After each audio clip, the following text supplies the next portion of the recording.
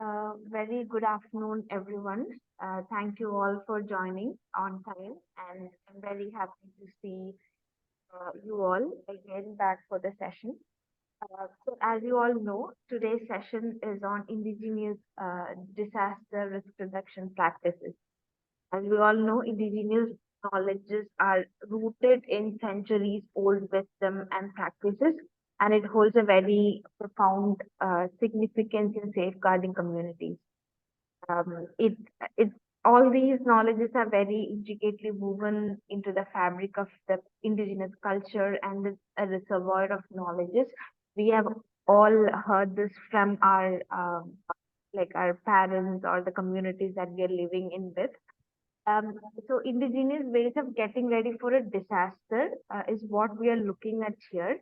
And it has been around for a really long time, and it is usually passed down from one generation to the next.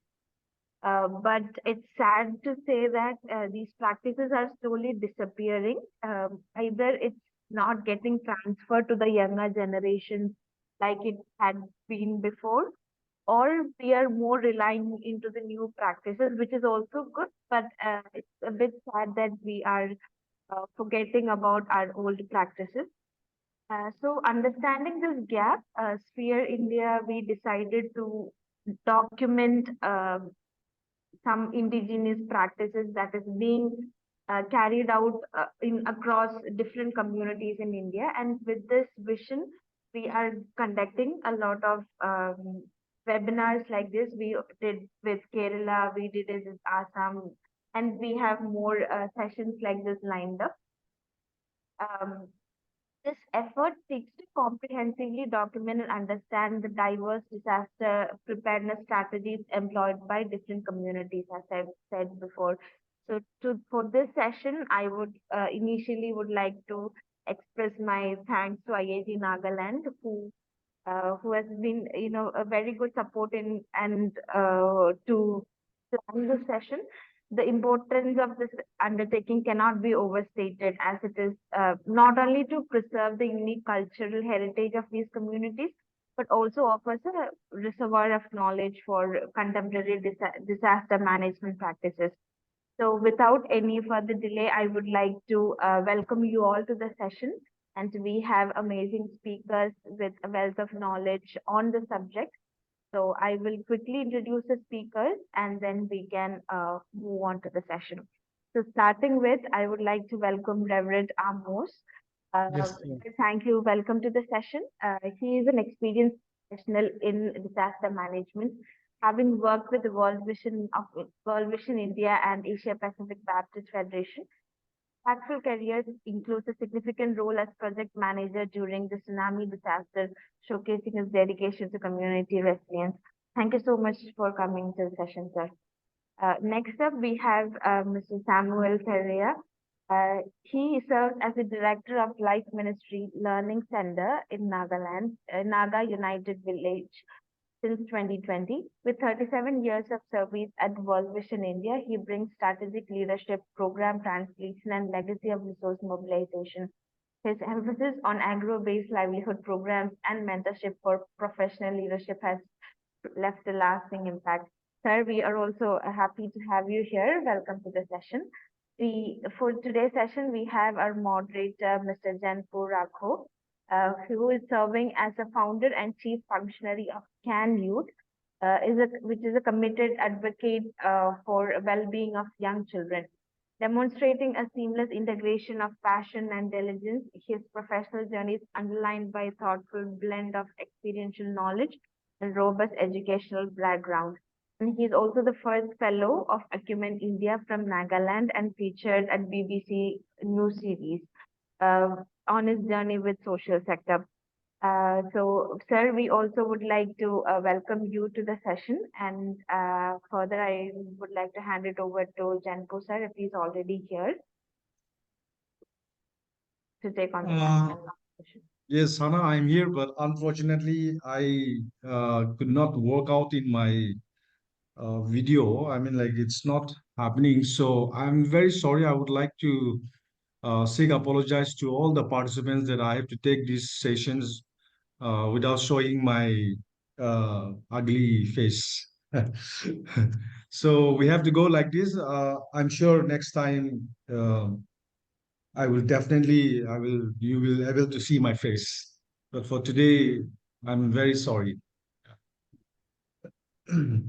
Yeah, without much delay, as we have only 1 hour, all the introduction has been done by Hannah, and I would like to start to by acknowledging the Spare India, who have tremendously played a major role in with the community in terms of disasters, involving a lot of stakeholders and civil society organizations, the government departments, and also the grassroots individuals who have been working on the environment issues and disaster issues. For that, I would like to thank the Sphere India for being, holding the people of Nagaland and the governments and every people who have been part of these disasters, infected by the disasters. Um, I would like to urge to the to the participants that when we start these sessions, kindly to mute your speaker, and also it's a request to both the panel that you will be given it's a 1 hour, so you will be given I would like to say for 20 minutes in a minimum, and the rest 10 minutes will be given to the participants for Q&A. And to begin this, I would also like to urge to all the participants to please kindly give your ear to the speakers, because this session, it's not every time you will be able to hear this kind of session, because there are so many things that we need to learn from the indigenous best practices in terms of building resilience against the disasters and all. And we have seen, especially in Nagaland, we have seen how much, even in the disaster, if you see, look at landslides, how many we have been affected in the state of Nagaland.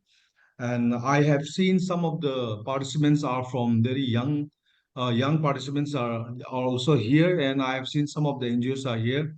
So I would really like to, give your ear to both the panels, and also at the same time during the Q&A, please ask the valid questions so that we can really learn from these two panels and we can implement their experience in the ground. So to begin this. I would like to first give time to Sir Amos Humsoy to share your experience based on the today our topic, the Nagaland Indigenous Disaster Preparedness, a lesson.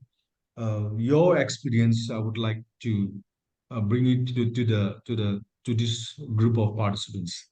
Yeah, You would like to yes, sir. I would like to give time to you. Time is yours, sir. yeah, thank you. Can you hear me? Do you Yes, hear sir. me? Yes, Yeah, I'm audible, Yes, huh? we can hear. Yeah, yeah. My yes, my we can voice hear is you. also very small. I'm really thankful to Spare India for um, giving me this opportunity to speak a few words on the indigenous way of um, preparation for the disaster. And I've been looking also a kind of platform where we can share many things. As the former speaker have said, we have so many things to share, and for that we need a platform. And I'm really thankful to Spare India with IG India, Nagaland. Um, for me, this is also an eye-opening. I've read a lot of materials, how Nagaland disaster management have prepared so much. Uh, and I'm really amazed to see that they have many articles and materials. I think at this time, I may not be able to share many things because of time constraint. But later on, I think we can keep on exploring more ideas so that we can really protect the future of our communities in many ways. These days, we hear about a lot of disaster happening, and especially this time, this couple of years, a lot of strange disasters also happening. These are due to climate change and also global warming. And so because of so many reasons, so many disasters are also happening. The topic given to me for today is strategies for strengthening the role of indigenous communities in shaping disaster management policies and practices. Okay, so lesson learned from Nagaland indigenous disaster preparedness. So looking at the what is going on, Nagaland is not an isolation and not free from calamities, as we have experienced being hit by many calamities even in the past. As my simple understanding is concerned, for me, what I thought is there are two types of disasters. The first type of disasters is natural innate disasters which cannot be tackled by indigenous wisdom alone, indigenous wisdom and method alone, which would require scientific inputs. The second types of disasters are man-made disaster that can be controlled by indigenous communities up to extent through traditional ways. Both the types of disasters needs a collaborative strategies in terms of policies and a framework with indigenous and scientific approaches. So with this, I split up in briefly, very brief, two sections. The first section, I will briefly mention some of the disasters we have been facing.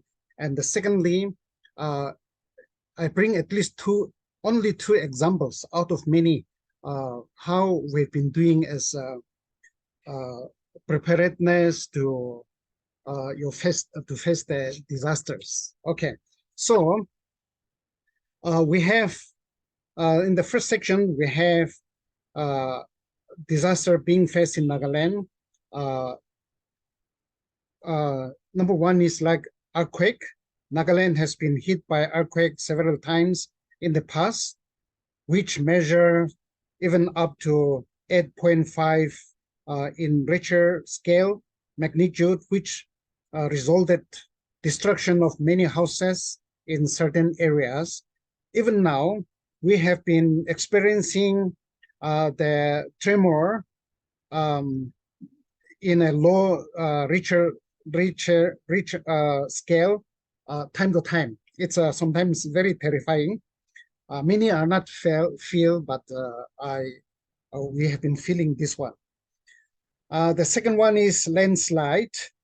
Landslide is one of the major disasters that keeps affecting Nagaland, especially in monsoon. Is experienced all over Nagaland. The landslide causes a major economic setback and loss of lives and properties every year. Number three is flood. Flood affects all the low-lying areas in Nagaland, bordering especially Assam, Nagaland borders up to the extent of Dimapur area.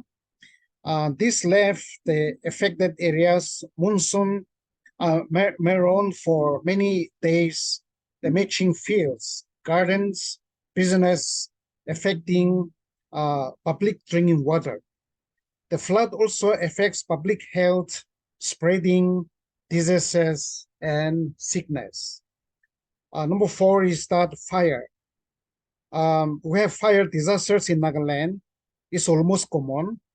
The first type of fire disaster is burning jungle, being done either accidentally or intentionally.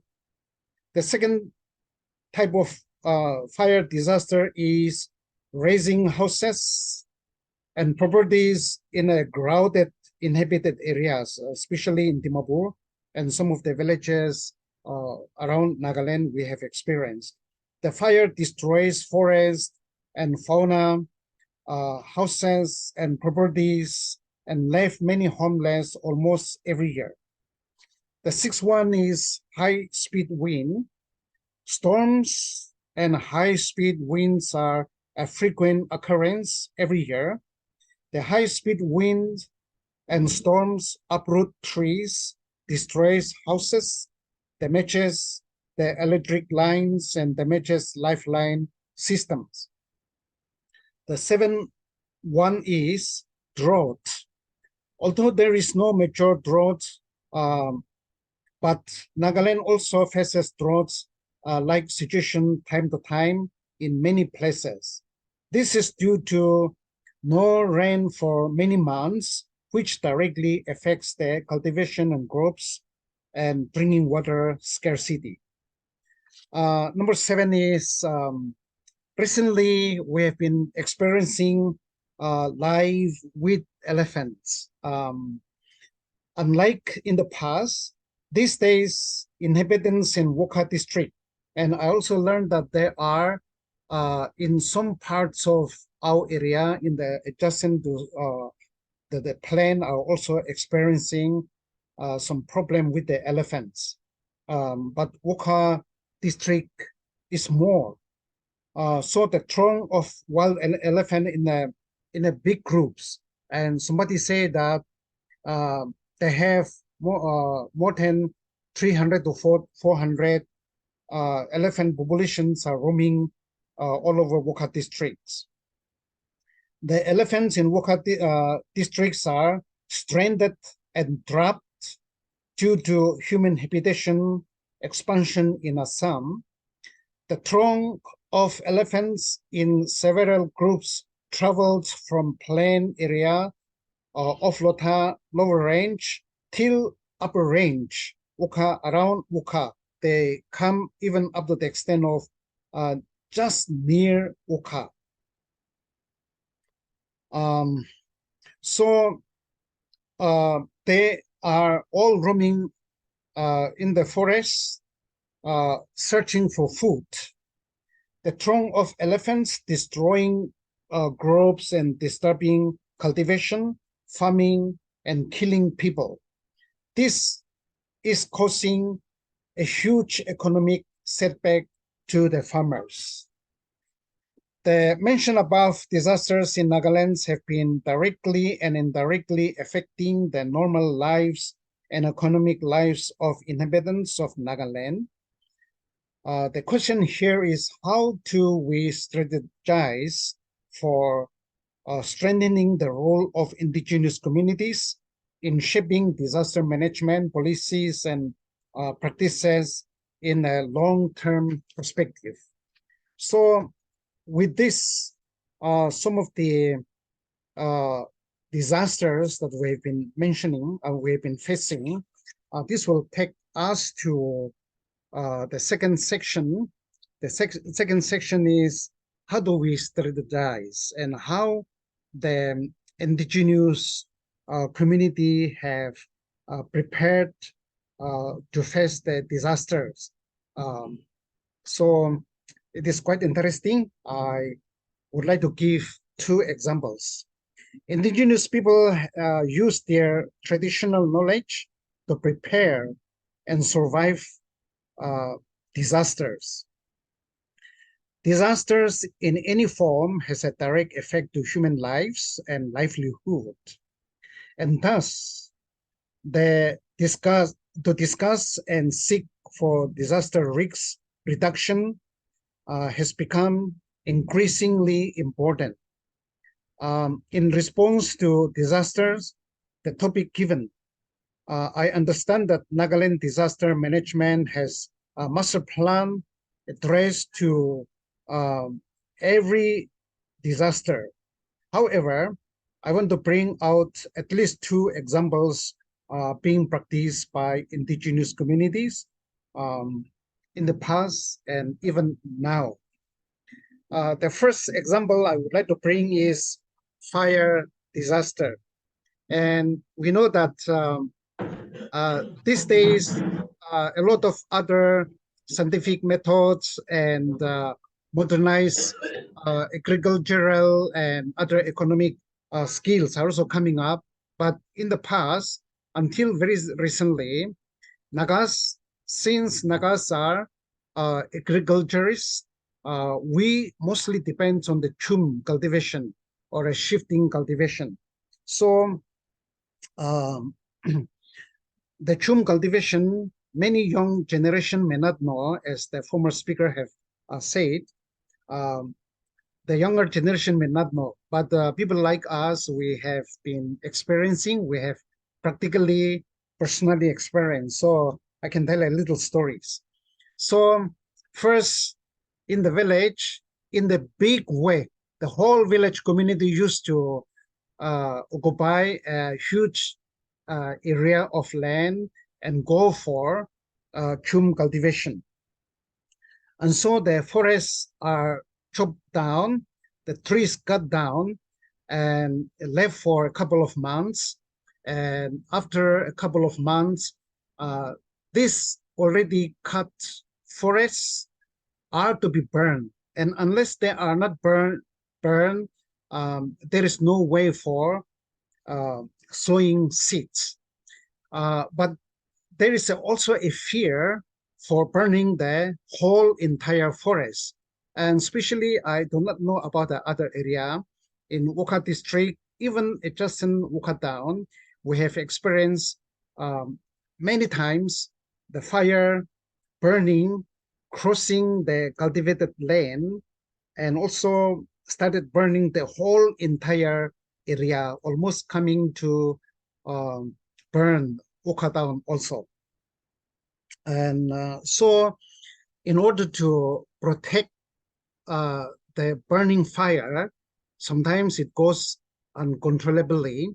So just a few days before the burning of the whole field takes place, the community will together come together and start damage control system, which they will cut a fresh forest from 8 to 10 meters wide, so that the burning fire, as they come forward, they will be stopped from there, because the kind of protection is already prepared, and so the many times fire will not go across that boundary which has been already prepared. But sometimes even that become uncontrollable. The fire goes beyond that in effects and also burn the whole jungle and forest. So, but I found that this is very active and very relevant. So until now, even we burn a small farm, we do that in order to stop the fire for further damage. And the second type of jungle burning is that, and these are all human-made disaster. That's what I mentioned earlier. In Nagaland, it's so interesting that some of the tribes are very fond of burning the virgin forests, especially those who have thick plantations. They say that if the leaves fallen are burned, it helps the thick plantation grows very fast.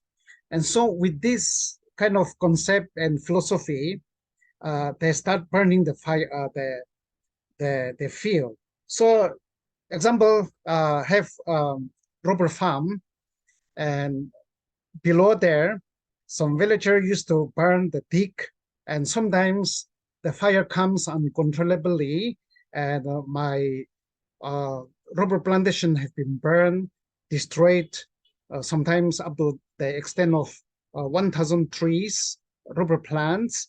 And so this become a very big disaster for me, particularly. So these are some of the disasters that we have.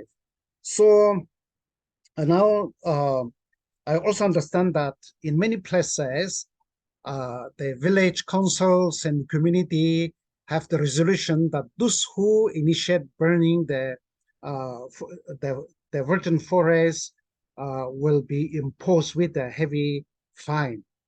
So for the fear of that fine, I think the the desire, the enjoyment for the fire burning the forest is also reducing. But I think this government agents or the village councils coming together, imposing fine on doing mischievous things also helps, kind of help that comes to preparation for reducing the risks of disaster. Okay, so that's about the fire. And especially in Dimapur, we have experienced many times because most of the in many places, in many colonies, these Biharis and Niais used to live in a land rent house. They used to construct use a caravan of thatch house, and once the fire breaks up through candlestick or short circuit or any uh, uh, kind of causes, the whole, it's not only one house burning, but the whole colony are also affected. And so this makes many homeless and destroyed even important documents and money and resources. So there has been some guideline given to them that even if they are in a land rent, the thatch house, what they can do is construct a thatch house, but they have been instructed uh, to construct the house a bit distance from other houses, so that even if house burn takes place, at least the others can be safe. But when they are too much crowded, there is no time for us to really control. There's no mechanism to control the burning fire, especially burning the thatch house. So that is about the preparedness for fire disaster. And above all, we can talk many things, and there are so many areas where we can tackle even for fire disaster management, preparedness. And the second one, the second example I would like to bring out is drought and scarcity of water. Of course, in Nagaland, we don't have a severe drought like we have been facing in Africa and some of the semi-desert area, but we do have droughts. How we are having these droughts in Nagaland? Because when rains do not come, when we don't have rain for several months, especially from April, May, June, July, August, some years up to the extent of August, we don't have rain. So this time, uh, the first effect is the farmers. The farmers, the crops dies, nothing grows, everything become uh, completely barren. So no vegetable grows, no paddy grows.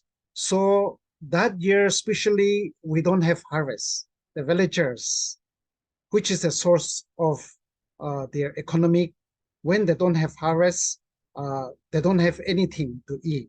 Sometimes, by the grace of God, they have a few amount of rice, PBL rice for them, but except that, they really suffer. When they suffer, we also suffer.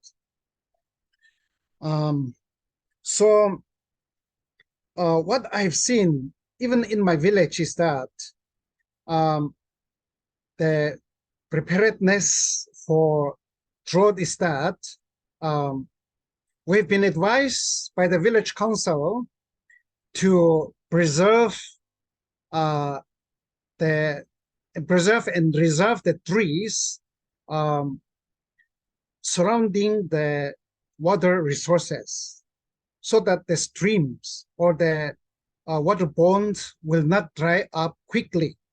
And I think that is one of the best preparedness traditionally, and in the old method. But I think that that really helps preserving the water because the water will not quickly dry up. And the second method is that we've been advised by some agents to, to do rain harvest so that every house have got water tank for water reservoir attached to house so that we can harvest the rain water, and also we can also accumulate a lot of waters when there are still waters in the stream.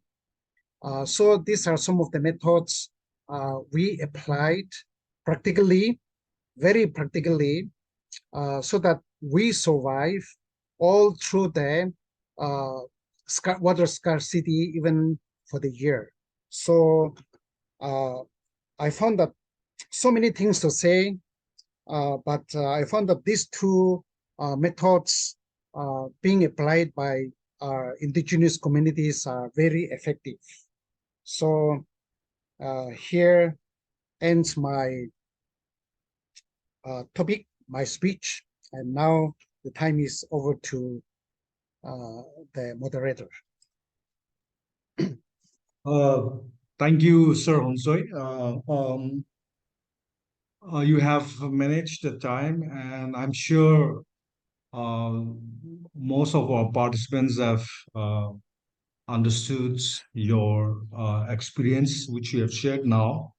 But you also have got some questions in the chat box, but I would like to take these questions later after our next speaker take his session. Okay.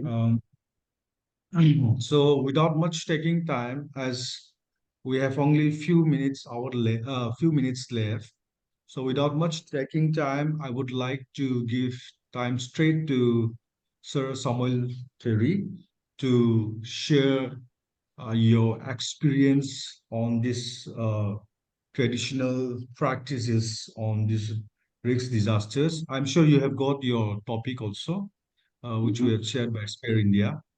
So without much taking time, coming to you straight. The time is yours now. Okay. Thank you, Jampu, for the time. Welcome, First, sir. first of all, I want to express my heartfelt thanks to the Spear India for organizing this one in the collaboration with the IG Nagaland. And I'm sure the discussion that we are having is really it's wonderful, and then we are going to learn many things. So I want to express appreciation to the Spear India for undertaking this academic and conducted many programs in the IG levels. And today, as the Spear India has started this one in IG, among the IG Nagaland, I'm sure this discussion will go on, and this not be the last, but I think this is the beginning, and I'm sure we'll learn many things from each other. And today, I'm so excited that as I was there, I was with World Vision India for around 35 years, and I was there in Assam, and I was also part of Assam, IG Assam for many years, and at the capacity of executive committee of this IG Assam. And when I was there, we also interacted with Spear India, and all the norms and all the Spear India standard has been our guiding point for us, implementing about addressing this any kind of disaster issues. And we see that the indigenous communities often possess rich traditional knowledge that has proven effective in a disaster resilience. This knowledge is developed over, generation, and it is close tied to the local environment. And as we are having a climate change, and we have a lot of difficulties that we are having today, but even in the olden time, I'm sure they have their own problems and difficulties, and they were able to tackle all this situation in their own traditional knowledge. Maybe some of the things are not written, but the true oral, like oral tradition, or days to pass on this oral, giving awareness to the different people. I'm so happy that Brother Amos has already mentioned about the disasters that occurred in the state of Nagaland. And I'm sure that all this disaster that happened in the state has been wisely tackled by the indigenous community in different ways. And today, when we see about, as you said, about like earthquake, there are a system of early warning systems. And when the people, in the indigenous people communities often rely on their deep understanding of natural science and the phenomena, as early warning indicates, one of the oral tradition, or say oral, that awareness that our people give is about the changes in the animal behavior, a color of the sky, or the behavior of the local plants may be observed to predict impending natural disaster such as floods, storms, and earthquake, so on. So this is one of the early warning that they have practiced. And when you talk about Nagas, we are agriculturists and we depend on the agriculture. Agro-based is the main source of income for the people. So our people, the traditional agriculture practices that involve planting a variety of crops, contribute to resilience. This diversification helps communities withstand the impact of climate variability, pests, and disease, ensuring food security during challenging times. So they have a very good mechanism to see this, and they make sure that the food is available for all the communities. And the same way, like when earlier speaker mentioned about the traditional building techniques and all. So they also online meeting. Okay. Yes. Yeah. Hello. Yes. In earthquake-prone regions, indigenous communities often use traditional building techniques that make structure more resistant to the seismic activity. So that is observed, and that we have seen. And when we come to the water management, even that in time of this problem, indigenous communities often have well-established system for managing water resources. And today, we will go to the villages. They have protected well. They may have smaller wells or spring water supply and all, but they also make sure that the community protected well is maintained in many villages. And that is one good thing that we have seen. The other, like fire management, has been already mentioned by our earlier speaker. So now, in that, I want to add one point. In the villages, in order to protect these fire incidents, they used to assign some village guards, and who will look after during the time of sowing and plantation and the harvesting, that all the farmers will go to the field. But those young people, they will guard the village so that any calamities, they will inform the farmers to come back. So that is the mechanism that they used to have. The other, like local medicine knowledge and all, are also they're very rich. So they were able to handle, instead of going to the pharmacies or medical, but in the village, rural areas, they also have the herbal medicines to take care of all these incidences. So I think that mechanism also is there. So maybe we need to also have to think on these herbal medicines or other the plants that they have for the medicine purposes, and so on. We can see that so many things happen in the villages, above which one of the area like local seed saving practices are done by the indigenous communities. So in order to have sufficient food. So that is the first part that I just want to add to the first speaker and to want to give a background of what indigenous people are doing in the field. And today our discussion one of the main issues that we are discussing now is the role of NGOs, government agencies, and international organizations in collaborating with indigenous communities for disaster resilience. That is the topic that we are going to discuss. And I have few points down here. The first is the role of the NGOs. When we talk about the roles of NGOs, NGOs can actively engage with indigenous communities, understanding their unique needs, vulnerabilities, and the strengths, and empowering local communities to actively participate in disaster risk reduction initiatives is very essential. So I think this is the area where NGOs have to take seriously. And then the capacity building. NGOs can conduct training programs to build the capacity of indigenous communities in disaster preparedness, response, and recovery. This includes first aid training, search and rescue operation, and so on. But one thing that the NGOs will have to understand the strength of the indigenous communities, how they are doing, how we can really improvise, or say how we can enhance their like the practices, or if there is any better way, how we can have a say like we need to have a dialogue with them and to find out what is the best solution. And when we come to the advocacy and awareness part, so NGOs can advocate for the rights of indigenous communities in disaster management policies and ensure that these communities are included in the decision-making process. Additionally, raising awareness about the importance of disaster resilience within the community is a key role. And then coming back to the government agencies, I'm sure today government has done very well, especially Disaster Management Authority has been doing great in the state. And they are very proactive and they have done so much. But here I want to also emphasize a few more is that because they are the people who are who need to look after the policy formulation and implementation. So government agencies play a vital role in formulating and implementing policies related to disaster management, and collaborating with the indigenous communities involve recognizing their traditional knowledge.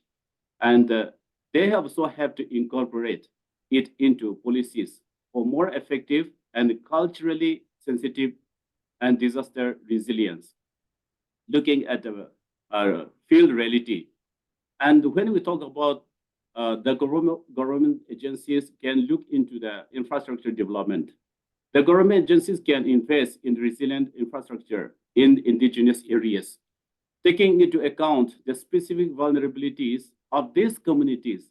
This includes constructing buildings that can withstand local hazard and improving evacuation routes. So this awareness or this policy or this has to be imparted in the community level. And we also feel that even the government agency can take part in the early warning systems. The government can establish and maintain effective early warning system, ensuring that indigenous communities receive timely and accurate information about impending disasters.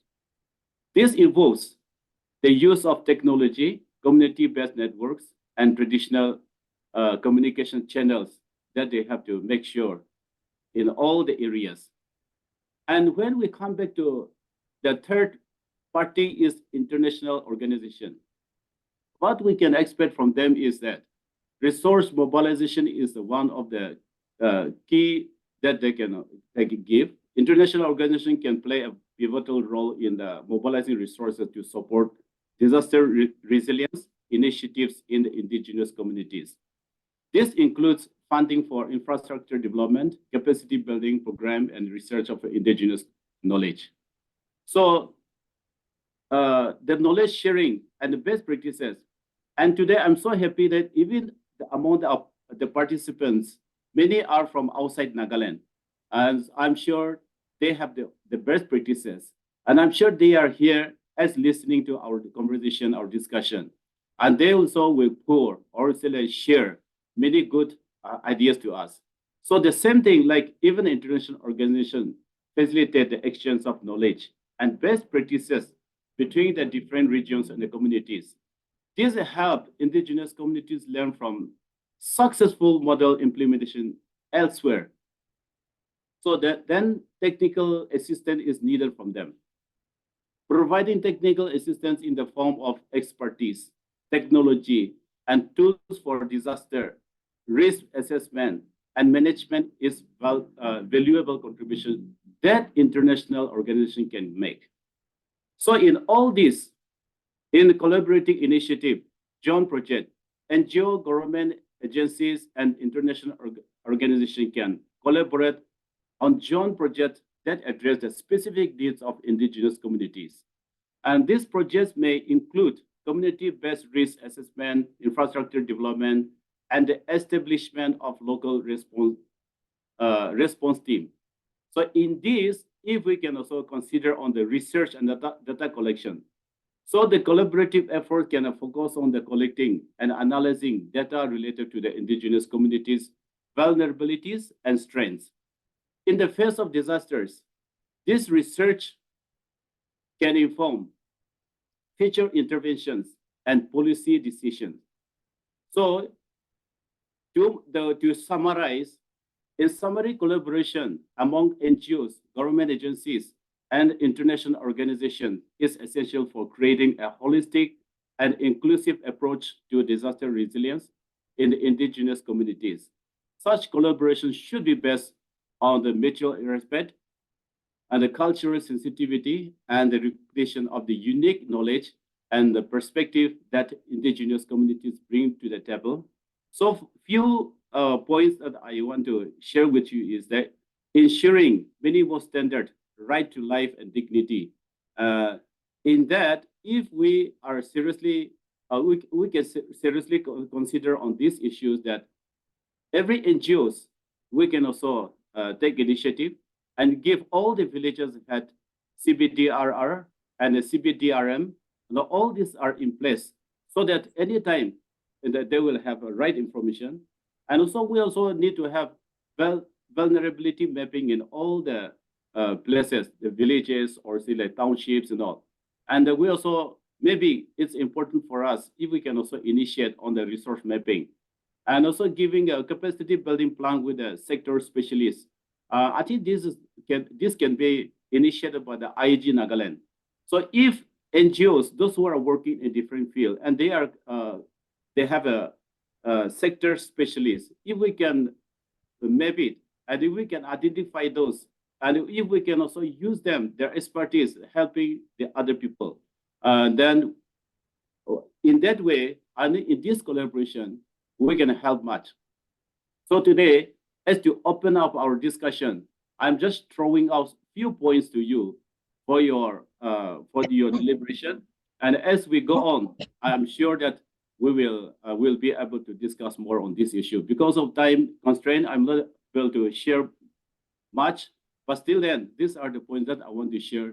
I throw these points to the participants. So if you have any, that we can discuss over. Yeah, thank you so much for this time. Just over to Jumpo, our moderator. Thank you. Yes, thank you, Sir Terry. Thank you for touching the traditional practices, and also you have touched the involvement of the policy level, the community, and also the department NGOs. Thank you, sir, bringing all the aspects together in a one topic. Uh, we will go direct to the Q&A for 10 minutes, as we don't have much time. But I would also like to request to both the panel speaker, Sir Thierry and Sir Unshoy, to please write down your contact and email ID in the chat box so that some of the other participants might be directly reaching to you also as individually. Before I open to all the participants for Q&A, I have already some 2-3 questions in a chat box, especially from Sir Navdeep Singh, who have asked, how do you manage the water store?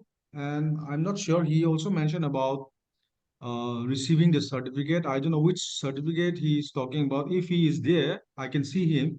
He have raised his hand, so I would like to give time to Sir Nadeep, and then I will go to the Paniel Malekar. So, Sir Nadeep, you can take your time, sir. But, sir, I would like to request to the question to be very short and simple. Yeah. Yeah, sir. Nadeep Singh, sir. You can ask.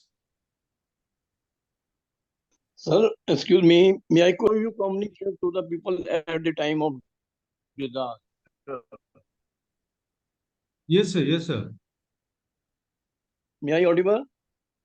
Yes, sir. You are My audible, sir. question is, how you manage the communication to inform the people at the time of disaster? Come again, sir. Sorry, Yeah. can you be little bit louder, sir?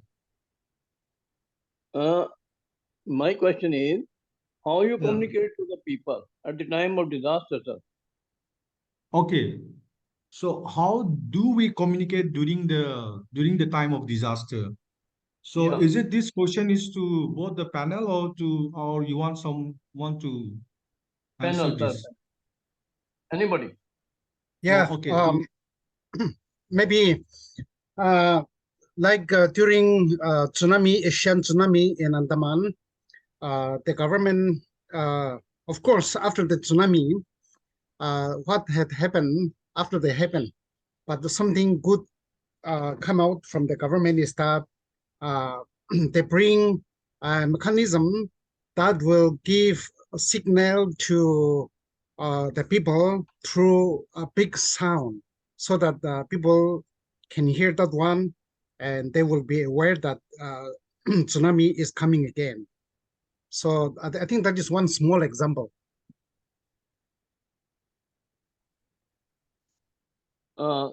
Through wireless, through radio. It's not, of course, through radio, they also announce, but a big sound kind of, when you go to tea factory or a big factory in India, there used to be a sound, for catering and kind of sound. Okay. Yeah, they give, yes. Okay. Thank you, sir. Good session. Sir Terry, would you like to say something on this? Yeah.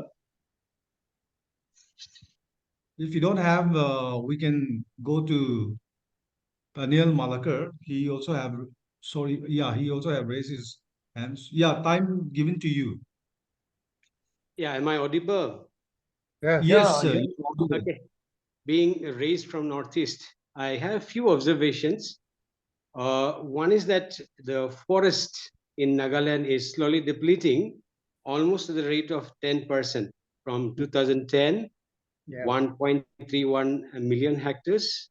In 12 years, we have lost almost like 9.96 kilo hectares or 1,000 hectares.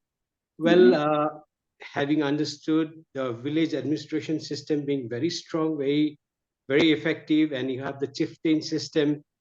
If this system can be used to really create awareness among the population, where they already have gone experienced the negative impact of deforestation, less rain, the season is changing, and many other ultimately affecting the livelihood. So this is one thing that I would like to just suggest, and I think this will be really working. And then other thing is like engaging and empowering community in all terms of disaster risk reduction and awareness will really help. Now, dear brother also mentioned about the engagement of NGOs and INGOs. See, INGOs, there are a lot of restrictions coming in as per the Foreign Contribution Act, we all know. NGOs will come with a fund and the program and they'll come and go. But you have an excellent system in the community-based system where you have churches, you have the government agencies. But when you really empower, engage, and create awareness among the communities through churches, through the village chieftains or village system, that can really, raise the level of, preparedness, response, and also awareness. This is very sustainable in any community, in any, even the series of disasters that happened recently in Nagaland. Who are the responders? It's a local community. And therefore, if we empower, train, build their capacities, I think that's the best way to respond. Yeah. This much I would like to say. I don't want to take away your time. If any one of you, the panelists, can respond to this and say that, yes, we can really work on, then there will be a lot of hands to come and help you preparing on, awareness, creating awareness. Even a lot of trainings can be done on voluntary basis. This is Peniel here, based in Bangalore, but I'm born and brought up in Northeast. Thank you. Mhm. May I take Thank 1 minute, you. please? Yeah. If you don't mind. Who May is I take this? 1 minute?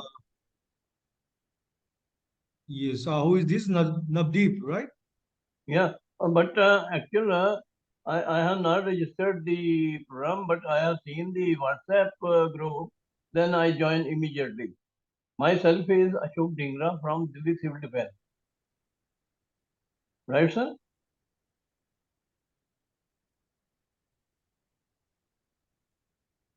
Sorry, sir. We can hear you, but not very clear. I don't know whether the panel speakers can hear him or not.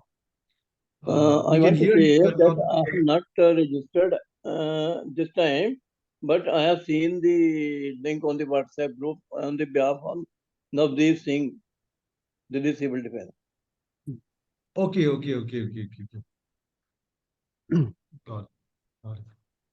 Yeah. Thank you. Thank you, sir. I would like to give time to Jongden Lepcha. Yes, sir. Please, Yes, sir, your question. I would like to very short and simple, as the yes, time sir. is running out. Yes, sir. I'm Zongden Lepsa from Kalimpong, associate with the DK, part of the DK, Bas Suraksha Abhiyan. So recently we have started a climate action project in Kalimpong.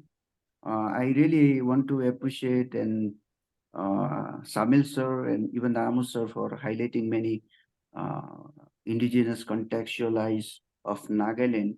Just want to know about the indigenous forestation. If you do have some concept in Nagaland, of course, terrain and even the geographical locations are different from Nagaland to Kalimpong. So if you have some information about the indigenous forestation, so over to moderator. Yeah. Sir Umjoy and Sir Terry, who would like to first share your experience? Any one of you first? Hello. This is a very good question. This is a very good question, actually. Let me just say something about this one. Nice connecting with the Zonden after so many years. So good to hear you. Regarding the question about the indigenous, the forestry that we have, I think Nagaland is little different with the others. Like Nagaland is different with even Assam, because the forest system here is very unique. And then all the forests are owned by the individual or the clans. So because of which the command village, the authority find difficult to take control of all the area, because the clan system has really, they were empowered and they have every right to use how they are going to use their forest land. But the sensitization, also giving awareness are still going on, that we need to really preserve the plantation on the hill area, so that we have sufficient water in the down, those who are living in the down. Otherwise, when the tree is felled by everywhere, then there is going to be a water scarcity. So that talk is going on. But I feel that in Nagaland, the forest rules are very shabby, and then it is not very strict as of now. So I think that is the area that we really need to give awareness. So I think this is also part of our role, that we need to find out the way to help the indigenous people to preserving our forest land. Yeah, Thank you, in sir. addition, In Yeah. addition to that, I also would like to say for the Naga public awareness that Samuel have mentioned clearly. I will not go again there, but one thing now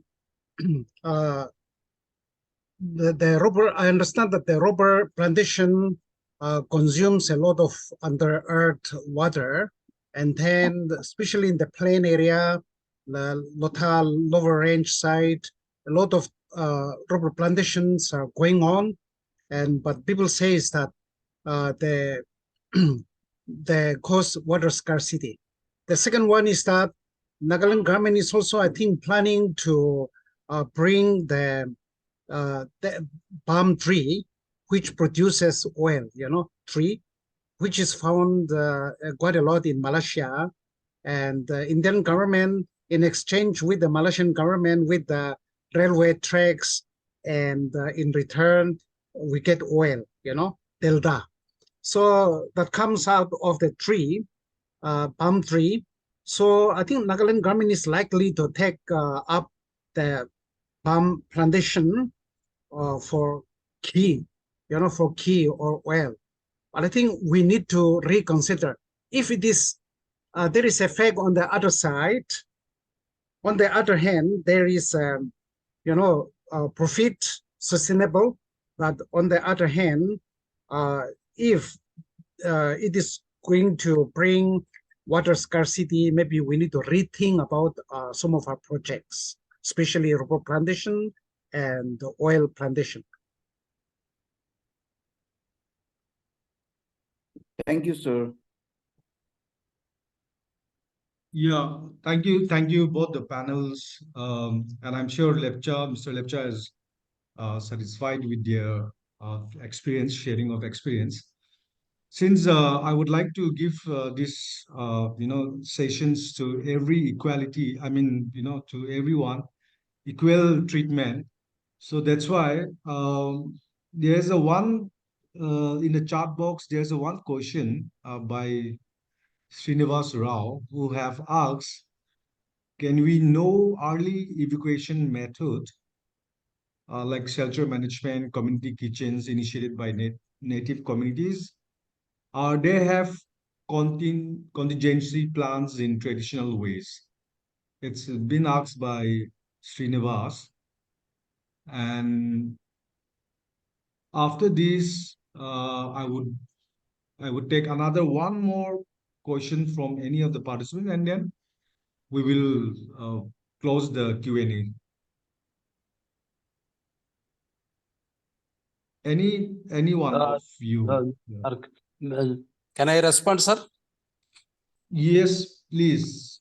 Please, Mr. Srinivas Rao, please. Good evening. I am Srinivas Rao from Andhra Pradesh IAG. It is in that very interested and in an impressive session.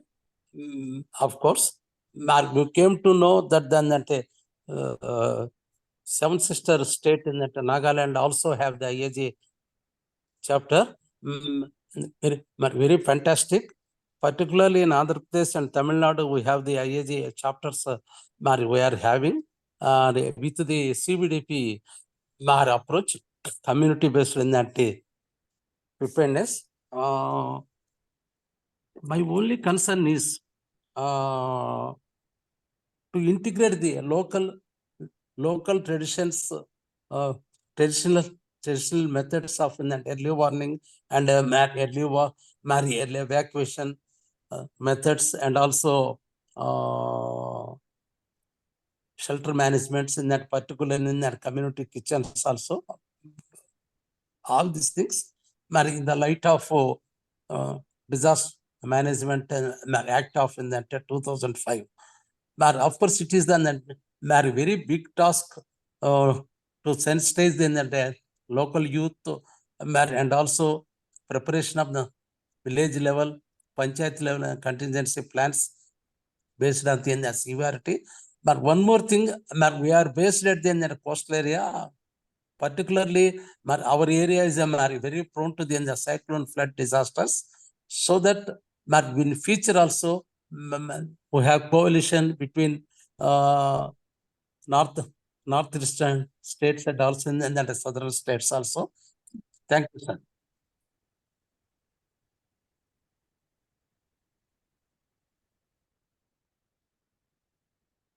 Anyone would like to respond to him? Sir Terry, Sir Mshoe? Okay, just quickly one thought.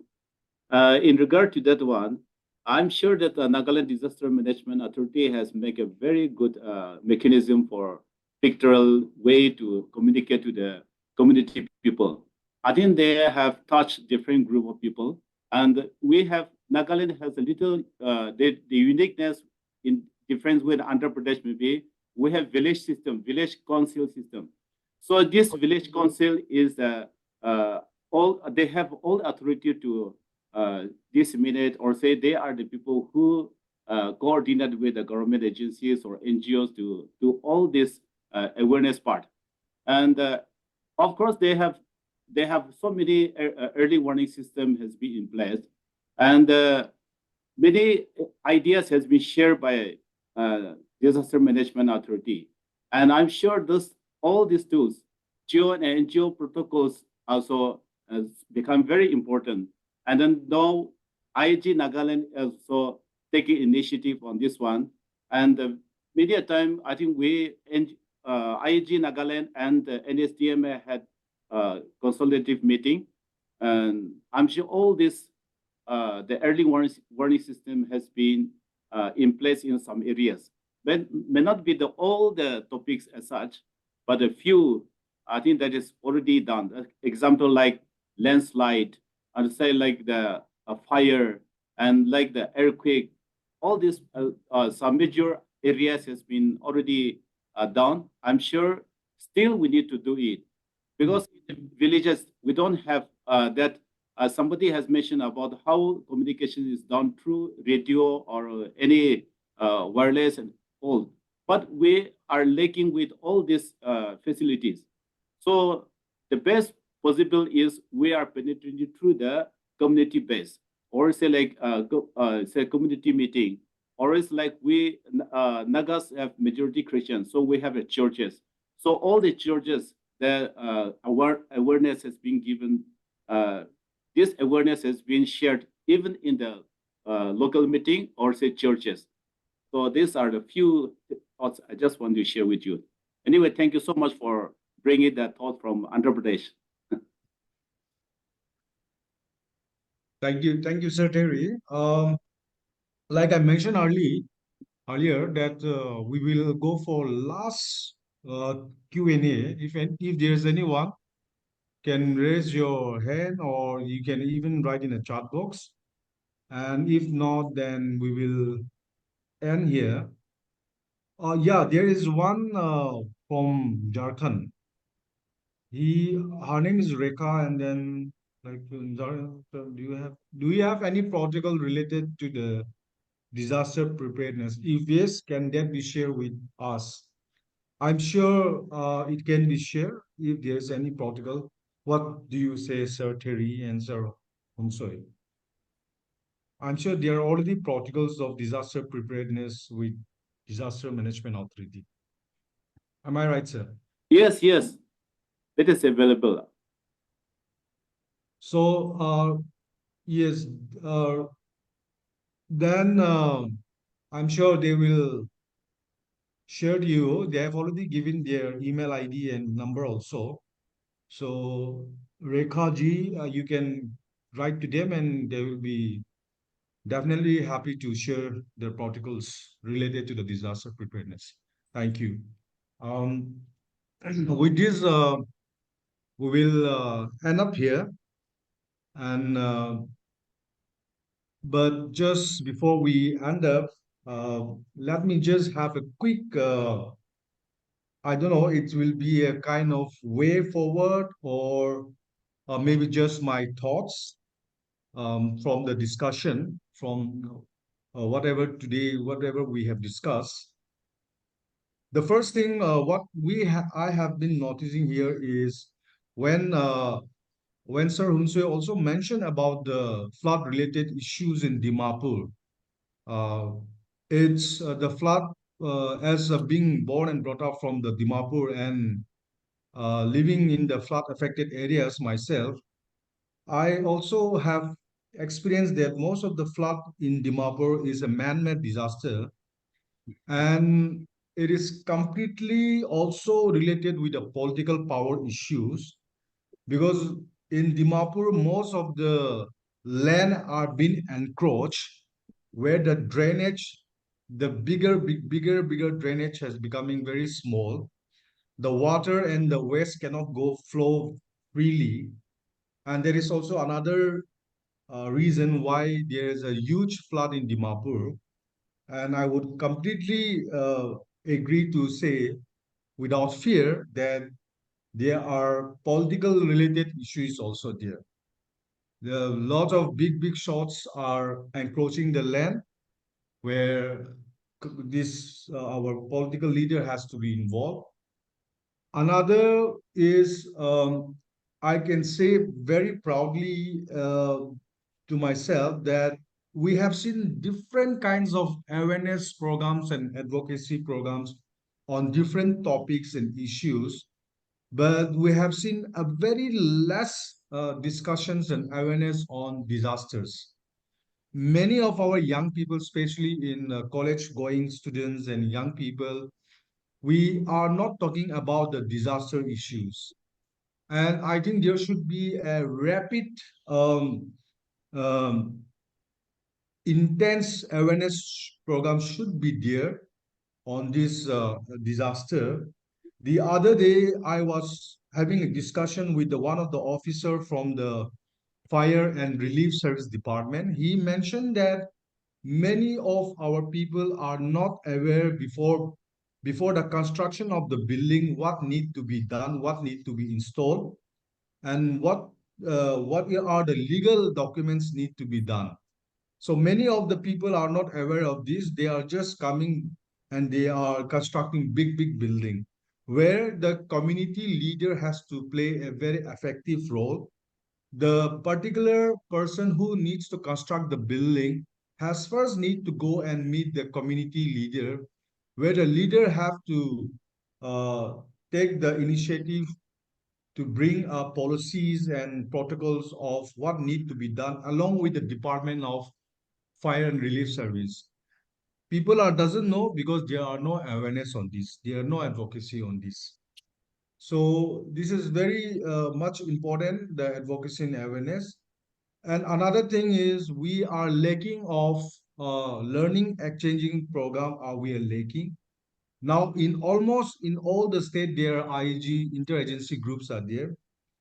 There should be a very big platform like consultative program, 1 day or 2 day, regional wise or national wise. There should be there where every IEG group should come together and exchange the programs. What's happening, and the young people need to be impart mostly on when it comes to the Nagaland, the young people need to be impart mostly on the traditional practices.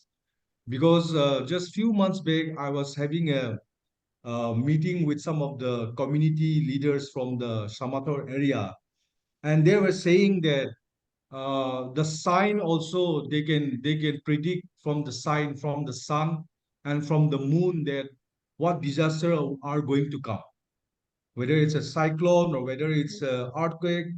They can identify through the suns and moons, and based on that they they do they prepare themselves with foods and waters and like that. So these are very new things, especially for the younger generation. So this has to be brought by the this need to be brought by the especially by our leaders who are actually working on this sector. So I'm sure that the Spare India will also try to see where you can bring all the interagency group from different states physically, like 1 day or 2 day consultations, and allowing each IAG group to share about the practices on their own states, the good practices. So this can be one of the thing. And like Sir Samuel said, that awareness and advocacy are very much needed People are not talking about this disaster anymore now. So let's begin from the schools and colleges. Let's develop a curriculum on the disaster risk reductions. This way we can see, and this is not the last, this is the beginning. And I'm sure most of the participants will agree that we would have more kind of this kind of meetings and workshops, bringing different experts from different backgrounds. With that, I would also like to thank you, Spare India, for always being with the local people and with the grassroots people concerning about the entire nation. And I would like to thanks to both our speakers. Thank you for sharing your personal experience, which is very much needed. Personal experience is much needed than the books. And I thanks to both the speaker. And please, I request the participants to, they have already shared their numbers and email IDs in the chat box. Please note it and reach out to them so that the connection continue, the relationship continue, the networking continue. Collaboration and partnership is the only solution now to tackle these problems. So, and also I would like to thanks to all the participants who are here. Without your participants, this meeting would not have been possible. Your participants has given another aspects to finish, to complete these sessions with successfully. With this, I would like to give time to Hannah for the closing. Yeah. Thank you so much, sir. It was a wonderful session. I was able to learn a lot. Um, Starting from the speakers, we initially got a very good idea about the disasters in Nagaland, short area, and how far the impact has gone. Also, a lot of like traditional activities that have been taken if you, from the Zoom, like the cultivation pattern, the drones, and other traditional way of looking at disaster preparedness. I would like to thank both the speakers and especially Jinko sir for moderating the session so efficiently. Thanks for giving time for all the questions. I know we have gone a bit overboard on time, but still the session was really great, and I would like to extend a big thank you to IAG Nagaland, especially Mr. Chenitzel. Sir has been helping us a lot in planning and for finding out speakers for the session. And also, I would like to encourage all the participants here to look for and study and learn more indigenous languages, maybe especially to the young generation, to talk with the grandparents or the elders in the community to see what they have been using during their time to understand the disaster. And if you can also help us in document this, I'll drop in our email ID. So you, whatever, if you have any information or if you want to contribute, you can definitely connect us through this email ID. We'll reach out to you. And again, I would like to thank the moderators and also IAG Nagaland for collaborating in this event. We'll put the recording in the YouTube. So if you want to refer it later, I have sent the YouTube links in the chat box. Share it again, please. You can subscribe to the channel so you'll get the notification directly. And that's it. Thank you, everyone. Thank you all for your time. Okay, thank you, Hannah. Yeah, thank you so much. Thank you. Bye, everyone. Meanwhile, I've also uploaded the upcoming sessions. If anybody is interested in joining the session, it's about a standard, and it's happening on 31st. It's again 1 hour session. Sessions are planned for 1 hour so that it is short and sweet and informative at the same time. If you'd like to join, it's a free course, so kindly you can scan this code and register. Thank you Thank to all. Thank you, thank you. Thanks, sir. Thank you very much. Thank you.